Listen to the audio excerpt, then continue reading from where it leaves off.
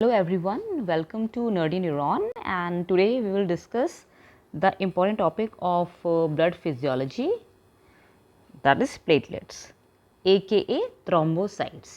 So ये topic important है viva के लिए भी और थ्योरी के लिए भी. So आज हम बात करेंगे morphology of platelets, structure of platelet and function of platelet as well as the hemostasis, primary hemostasis, platelet plug formation as well as the disorder of primary hemostasis.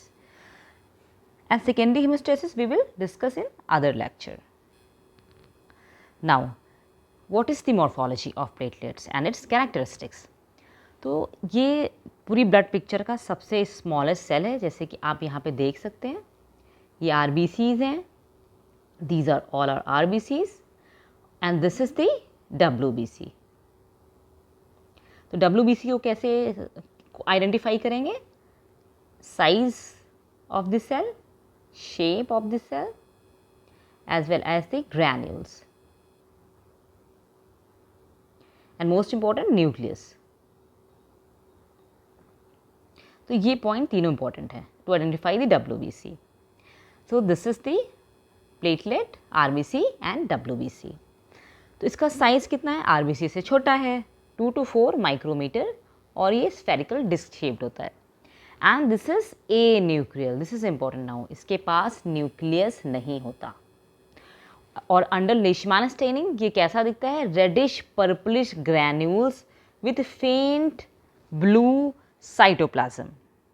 अब ऐसा हमें दिखेगा नहीं ब्लड पिक्चर में कि इसमें पर्पलिश ग्रैन्यूल्स भी दिखें. एक्चुअली हमें कैसा दिखता है? It just look like a purple dot like that. इसकी लाइफ स्पैन कितनी है? 7 to 10 डेज. अब ये भी याद करने की ज़रूरत नहीं है, इसमें जितने भी वर्ड्स होते हैं प्लेटलेट में उतनी इसकी लाइफ स्पैन है. 1 2 3 4 5 6 7 8 9. ओके, तो it's come between this. Now normal platelet count याद रखना is very important, which is 1.5 to 4 lakh पर क्यूबिक mm ऑफ ब्लड, जिसमें से 2/3 पेरिफेरल ब्लड में चले जाते हैं. ऑब्वियसली बनेंगे कहाँ पे? बोन मैरो में बनेंगे, वो रिलीज होकर चले जाते हैं पेरिफेरल ब्लड में, और 1/3 सीज्ड होते हैं स्प्लीन में. अब ये बनते कैसे हैं प्लेटलेट्स? ये बनते हैं, पता है हमें, ये बनते हैं बोन मैरो में, और फिर इसके बाद ये रिलीज हो जाते हैं सर्कुलेशन में. And they are formed within the cytoplasm of megakaryocytes. Myeloid stem cell से ये स्टार्ट होता है, ओके, प्रोसेस, और वही कन्वर्ट हो जाता है देन मेगा कैरियोब्लास्ट में. मेगा कैरियोब्लास्ट सेल जो होते हैं कन्वर्ट हो जाते हैं मेगा कैरियोसाइट में. Then they develop some extensions and finally they convert into platelets और थ्रोम्बोसाइट्स. अब उस पूरी प्रोसेस को रेगुलेट कौन करता है? तो who is the boss here? Yes, the thrombopoietin. Thrombopoietin कहाँ से आता है? लीवर से सिक्रीट होता है और किडनी से सिक्रीट होता है. ओके, तो इट रेगुलेट्स दिस प्रोसेस. अब ये कैसे, रेगुलेशन का मतलब क्या है? हीमोस्टेसिस मेंटेन करना. तो रेगुलेशन कैसे होगा? अगर प्लेटलेट बॉडी में कम हो रहा है तो थ्रोम्बोपोइटिन क्या करेगा? It will increase this process. ठीक है, अगर प्लेटलेट हमारी बॉडी में ज़्यादा हो रहे हैं तो इस प्रोसेस को डिक्रीज कर देगा, वाइस वर्सा. इसको सिर्फ रेगुलेट करना है. ओके, तो थ्रोम्बोपोइटिन क्या करता है? Regulation of this platelet production as well as promotes the maturation of megakaryocytes. तो अभी हमने जो बात करी थी वो बात करी है हमने only the formation of this platelets from the megakaryocytes. अब बाकी सेल्स के बारे में बात करते हैं, उनको क्यों निगलेक्ट करें? तो प्लूरिपोटेंट हेमोपोइटिक स्टेम सेल से ये हैं क्रिएटर, एंड ये क्या क्रिएट करते हैं? ये डिफ्रेंशिएट हो जाते हैं कॉलोनी फॉर्मिंग यूनिट स्प्लीन में, और जो कि फिर फर्दर डिफ्रेंशिएट होता है कॉलोनी फॉर्मिंग यूनिट ब्लास्ट में, ब्लास्ट में, and then this blast is converted into a colony forming erythrocytes. ठीक है, और इरिथ्रोसाइट्स होते हैं, मतलब जो सेल है उसके आगे आपको ई लगा देना. CFU है, CFUE होगा तो इरिथ्रोसाइट्स बन गया, एंड CFUGM है तो ग्रैनुलोसाइट्स एंड मोनोसाइट्स बन जाते हैं. अब ग्रैनुलोसाइट्स में वो सेल आएंगे जिनके अंदर ग्रैनुल्स हैं, तो न्यूट्रोफिल्स आ सकता है, इस्नोफिल आ सकता है, बेसोफिल आ सकता है. ओके, अब न्यूट्रोफिल्स में, इस्नोफिल्स में, बेसोफिल्स में डिफ्रेंशिएट कैसे करोगे? With the help of granules. ठीक है, इसमें फाइन है, इसमें कोर्स है, इसमें वेरी कोर्स प्रेजेंट होते हैं, और as well as the nucleus. इसका न्यूक्लियस कैसा है, इसिनोफिल का न्यूक्लियस कैसा होता है, स्पेक्टिकल शेप होता है और इसका एस शेप्ड होता है. Then the next is platelet, we have discuss already. Then the lymphoid stem cell. Lymphoid stem cell से बनते हैं टी लिम्फोसाइट्स और B lymphocytes. Okay okay, now move on to the platelet structure. अब platelet structure में एक peripheral zone होती है और पेरिफेरल जोन में क्या रिस्पॉन्सिबिलिटी क्या है, प्लेटलेट को अडेयर कराना, एग्रीगेट कराना, क्योंकि बाहर से ही कोई मिलने आएगा सबसे पहले पेरिफेरल जोन इससे बातचीत करेगी. देन ग्लाइकोकैलिक्स क्या है, प्लफी सरफेस है जो कोट करता है प्लेटलेट को. ये है ग्लाइकोकैलिक्स, फ्लफी सरफेस है, कोट कर दिया. Then glycoprotein receptor, these receptors are very very very very very important. Why? Because books में ये इनका फंक्शन थोड़ा डिफरेंट लिखा हुआ है. This function is the function, all this functions are right. And ये जो कंटेंट है, I have taken this from Harrison, so you can rely on it. तो GP1A and GP2B, it binds to the collagen. GP1B binds with the von Willebrand's factor. GP2B and 3A binds with the fibrinogen. Okay, थोड़ा difficult है but easy to learn. देखो पहले 1A है, फिर 1B है, फिर 2B है, तो एक सीरीज में चल रहा है. 1A का 1 का A ले लिया और 2 का A ले लिया. ठीक है, क्या है, GP stands for glycoprotein. Then GP, इसके बाद क्या आएगा, 1B आ जाएगा. देन थर्ड क्या आता है, GP 2B एंड 3A. ठीक है, इसके बाद क्या आता है, इसके पास है एक सरफेस कनेक्टेड कैनालिकुलर सिस्टम है या फिर ट्यूबुलर डेंस सिस्टम है. ये सिस्टम क्या करता है, जैसे प्लेटलेट है तो ऐसी कैनालिकुलर से बनी होती है. यहाँ से जो इसके अंदर ग्रैन्यूल्स होते हैं वो बाहर निकल जाते हैं easily, they come outside the cell. Okay, now अब ये सेल है तो इसके अंदर साइटोस्केलेटन भी होगा, नहीं तो क्या उसका शेप मेंटेन ही नहीं होगा, ऐसा हो जाएगा बेचारा. तो इसके अंदर जो साइटोस्केलेटन है वो होता है, माइक्रोट्यूब्यूल्स होते हैं जिसमें कौन सी प्रोटीन होती है, yes, tubulin. Then binding proteins होते हैं, बाइंडिंग प्रोटीन एक्टिन मायोसिन होते हैं. तो ये क्या करते हैं, प्लेटलेट प्रोटेक्शन में हेल्प करते हैं और उसकी शेप को मेंटेन करने में हेल्प करते हैं. देन ऑर्गेनली जोन में क्या प्रेजेंट होगा, इसमें माइटोकॉन्ड्रिया और ग्लाइकोजन प्रेजेंट होता है. माइटोकॉन्ड्रिया का काम क्या है, ATP जनरेट करना, पावर हाउस ऑफ सेल है, ये we know that. Then granules में कौन से हैं, dense granules, alpha granules, lysosomal granules and micro peroxisomes. अब ये दोनों ग्रैन्यूल्स बहुत इंपॉर्टेंट होते हैं, ये वाइवा में पूछा जाता है. Okay, $1 million question.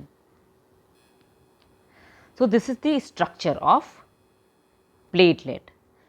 अब जो इससे पहले हमने पढ़ी थी लाइंस वो सारी आप देख सकते हो यहाँ पे. देखो डेंस ट्यूबुलर सिस्टम है यहाँ पे और ये ओपन कैनालिकुलर सिस्टम है जो किसके लिए था, ग्रैन्यूल्स को यहाँ से बाहर आएंगे.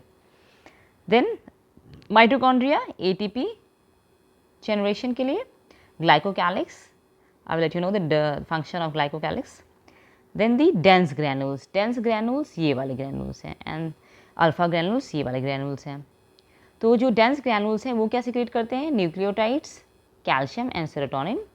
और अल्फा ग्रैन्यूल्स क्या सिक्रेट करते हैं, growth factor, fibrinogen, von Willebrand factor, fibronectin, थ्रोम्बोस्पोंडिन.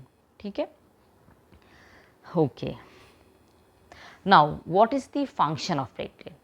Functions क्या है इसके, थ्रोम्बोसिस कराएगा, formation of platelet plug, as well as it will promote the coagulation pathway. तो अल्फा ग्रैन्यूल्स क्या क्या सिक्रेट कराते हैं, प्लेटलेट फैक्टर 4, वो क्या है, एक प्रोकोगुलेंट है. Fibronectin helps in binding to trauma site. Thrombospondin stabilization of the platelet plug, जो बन गया है प्लग उसको स्टेबलाइज कराने के लिए. प्लेटलेट डिराइव्ड ग्रोथ फैक्टर, इसकी एब्रीविएशन PDGF है. ये प्रमोट करता है फाइब्रोसिस और वुंड हीलिंग में, बहुत इंपॉर्टेंट है PDGF. तो कितने फैक्टर हो गए, 4 हो गए. अल्फा ग्रैन्यूल्स क्या क्या सिक्रेट हो रहा है, प्लेटलेट फैक्टर 4, फाइब्रोनेक्टिन जो ट्रॉमा साइट से बाइंड करने में हेल्प करता है, थ्रोम्बोस्पॉन्डिंग एंड PDGF, ये सारे अल्फा ग्रैन्यूल से सिक्रेट होते हैं. देन डेंस ग्रैन्यूल्स सिक्रेट करता है nucleotide, that is adenosine diphosphate, serotonin, thromboxane A2, and FSF is fibrin stabilizing factor.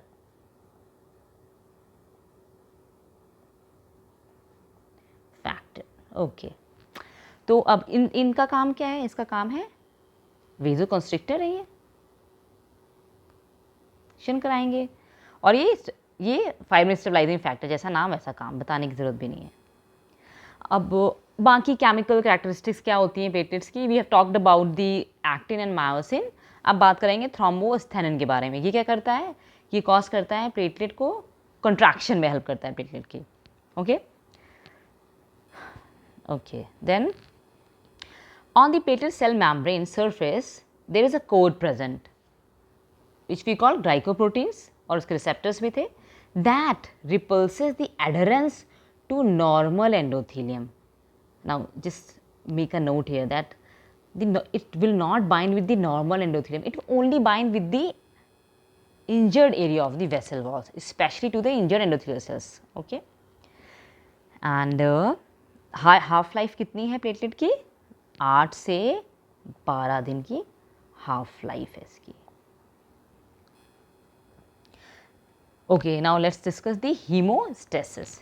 So hemostasis term is different from the homeostasis, that is the maintaining the constant internal body environment, and hemostasis is natural process that stops blood loss when injury occurs. ठीक है, ये बस stoppage है, एक natural process जिससे bleeding stop हो जाती है हमारी बॉडी में। बिकॉज नहीं होगी तो क्या होगा? जो वेसल्स होंगी वो रप्चर हो जाएंगी एंड परप्यूरा एंड पेटी की फॉर्मेशन हो जाएगी। अब इस हीमोस्टेसिस भी डिवाइडेड है दो हीमोस्टेसिस में, प्राइमरी हीमोस्टेसिस और सेकेंडरी हीमोस्टेसिस। जैसे कि मैंने आपको बताया कि मैं आज केवल बात करूंगी प्राइमरी हीमोस्टेसिस के बारे में, जो कवर करता है वेजो कंस्ट्रिक्शन या वेजो स्पास्म को और formation of the platelet plug. Secondary में ब्लड कोगुलेशन आ जाता है, दैट इंट्रिंसिक एक्सटेंसिव पाथवे। देखो अब इंजरी जैसे होती है प्राइमरी हेमोस्टेसिस के थ्रू बन जाता है प्लेटलेट प्लग। प्लेटलेट प्लग जैसे बन जाता है तो उसके बाद में सेकेंडरी हेमोस्टेसिस होती है। सेकेंडरी हेमोस्टेसिस में क्या होता है? एक्सटेंसिक और इंट्रिंसिक पाथवे एक्टिवेट हो जाते हैं, थ्रोम्बिन रिलीज होता है और फाइब्रिन बनता है, लास्ट में क्लॉट बन जाता है। नाउ प्राइमरी हीमोस्टेसिस, पहला स्टेप हमने क्या बताया था? वेजो कंस्ट्रिक्शन। तो हम पहला स्टेप पढ़ लेते हैं, वेजो constriction.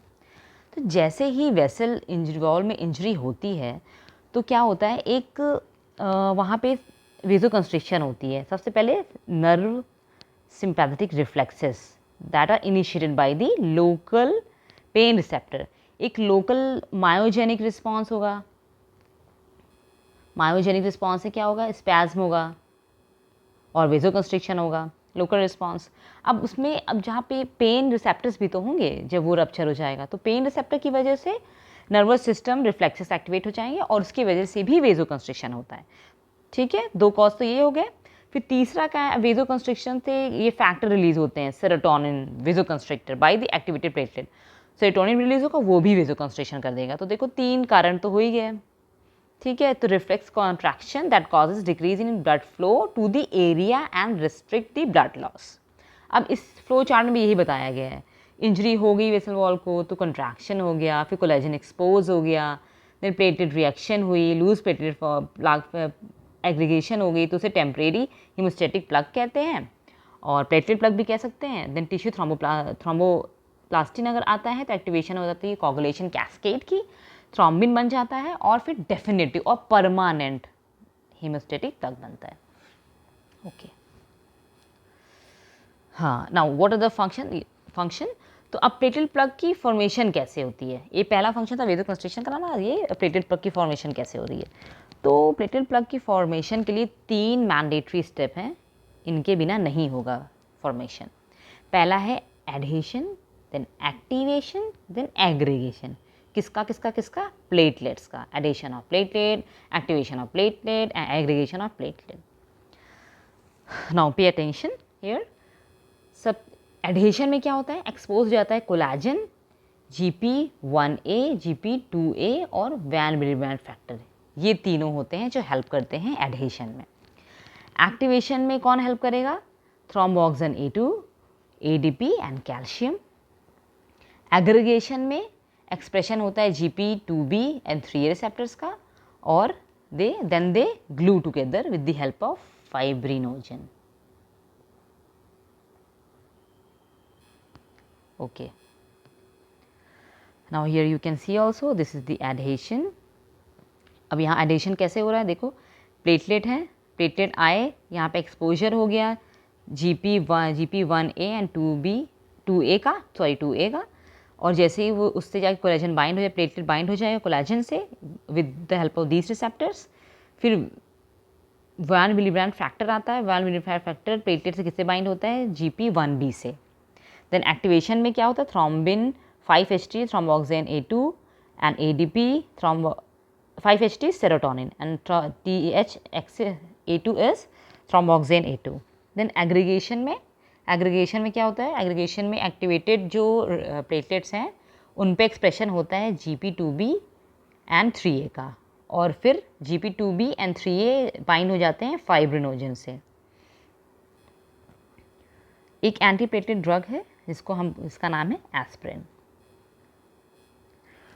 So I think this diagram is quite complicated, so let me draw this diagram.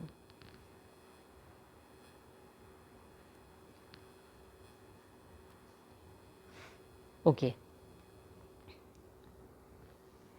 तो सबसे पहले क्या हुआ था, एंडोथेलियल रप्चर हुई थी, एंडोथेलियम जैसी रप्चर होगी, इमेजिन कि एंडोथेलियम रप्चर हो गई।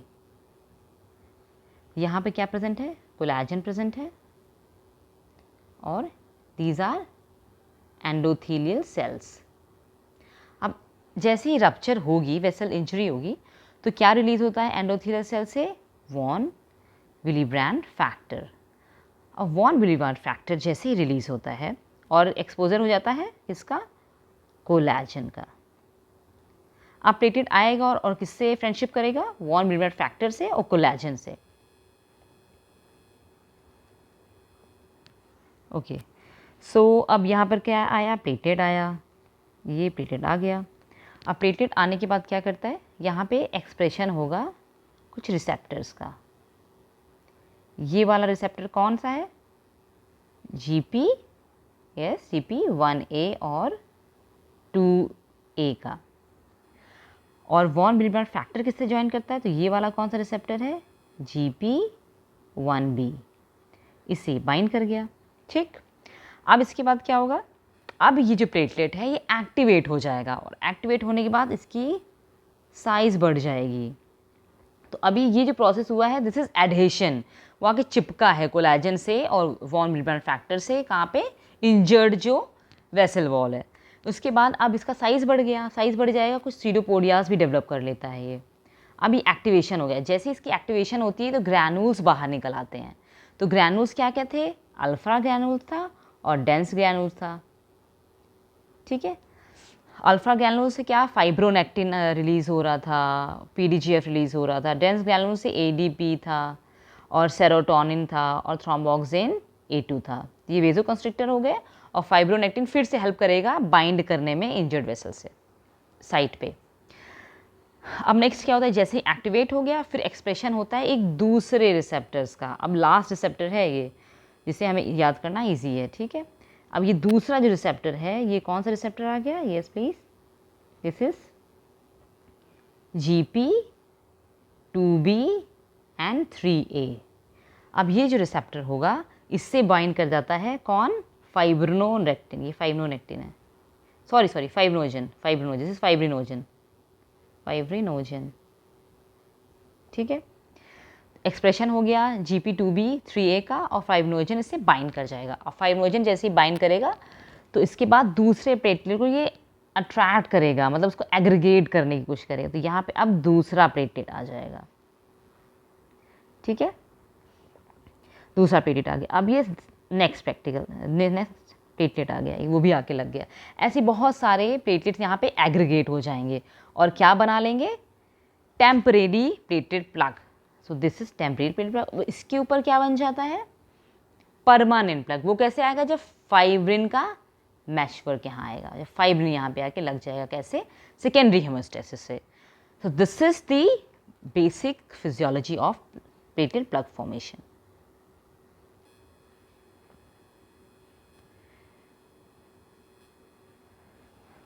Okay. As you can see here also, this is the von Miller factor, जो कि कब आया, जब यहाँ पे इंजरी हो गई। फिर उसके बाद ये किससे बाइंड कर गया, GP1B से, और कोलाजन जो आया वो GP1A और 2A से बाइंड करा। फिर फाइब्रिनोजन यहाँ पे आ गया। फाइब्रिनोजन के आते ही एक्सप्रेशन होता है कौन से रिसेप्टर्स का, GP2B एंड 3A का, और इससे बाइंड कर जाता है कौन, ये फाइब्रिनोजन बाइंड कर जाएगा। तो ये जो है दीज आर दी रिसेप्टर्स, और ये फाइब्रिनोजन है जिससे बाइंड कर गया, और दूसरा प्लेटलेट आके फिर से बाइंड कर गया। तो इस तरह यहाँ पे क्या होगा, प्लेटलेट की एग्रीगेशन हो गई, प्लेटलेट फॉर्मेशन हो गई, इसके ऊपर आ जाएगा फाइब्रिन। अब ये जो हम पढ़ रहे हैं इसकी इंपॉर्टेंस क्या है, इसकी इंपॉर्टेंस ये है कि जो ब्लड वेसल्स रप्चर हो जाती हैं तो उसको ये प्लेटलेट प्लग क्या करता है, इसको क्लोज करने की, उसको क्लोज करता है। themselves often closed by the platelets, actually within fusing with the endothelial cells. अब literally thousands of small hemorrhagic areas develop each day under the skin. अब देखो, अगर वेसल वॉल अंदर ही अंदर रप्चर हो जाएंगी तो उससे क्या होगा, पर्पलिश कलर स्पॉट्स बन जाएंगे, पैचेस बन जाएंगे, that occur on the skin और म्यूकस मेम्ब्रेन में। सबसे छोटा है तो उसे पेटेकी कहेंगे, उससे बड़ा तो परपिरा कहेंगे, और उससे बड़ा तो एकाइमोसिस कहते हैं। अब सबका साइज देख लो, परपिरा का 4 to 10 mm है, पर एकाइमोसिस 1 सेंटीमीटर से भी ज़्यादा बड़े हो सकते हैं। ओहो, okay. Now abnormalities in primary haemostasis. Abnormalities क्या हो सकती हैं, डिफेक्ट अगर हो गया है ब्लड वॉल में, वेसल वॉल में, तो उसकी वजह से एपिस्टैक्सिस हो सकती है, जिंजाइवल ब्लीडिंग हो सकती है, मेलिनन हेमेचूरिया हो सकता है। अगर कोई भी काउंट डिक्रीज होता है तो उसको हम यूज़ करते हैं पीनिया से, तो ये थ्रोम्बोसाइटोपिनिया हो जाएगा। फंक्शन में प्रॉब्लम है, थ्रोम्बोस्थेनिया हो गया। बढ़ गया है तो थ्रोम्बोसाइटस होता है। एबनॉर्मल वैन मिलीबर्न फैक्टर है तो बर्नार्ड सोलियर सिंड्रोम कहते हैं। ओके, थ्रोम्बोसाइटोपिनिया क्या है, अगर काउंट कम हो गया प्लेटलेट का नॉर्मल से तो उसे थ्रोम्बोसाइटोपिनिया कहते हैं, जो नॉर्मल से कम हो जाता है अगर। बट ब्लीडिंग तभी स्टार्ट होती है जब वो 50,000 से कम है अगर। और लीथल क्या है, इसका क्रिटिकल काउंट कितना होता है, 10,000। और फैक्टर्स क्या हो सकते हैं थ्रोम्बोसाइटोपिनिया के, जहाँ से बन रहा है वही प्रॉब्लम, बोन मैरो डिस्फंक्शन है, कैंसर की वजह से, leukaemia, lymphoma, toxic chemical like pesticide, arsenic, medicine like diuretics and alcohol. So alcohol सारी बीमारियों का कारण है, keep this in mind. Viruses like mumps, और if the body destroy the platelets at a higher rate, जैसे ये होता है इडियोपैथिक थ्रोम्बोसाइटोपेनिक परप्यूरा में। इडियोपैथिक का मतलब इसका कारण नहीं पता हमें, कुछ ऑटोइम्यून डिसऑर्डर से भी हो सकता है। Okay, so okay, thank you, thanks for watching.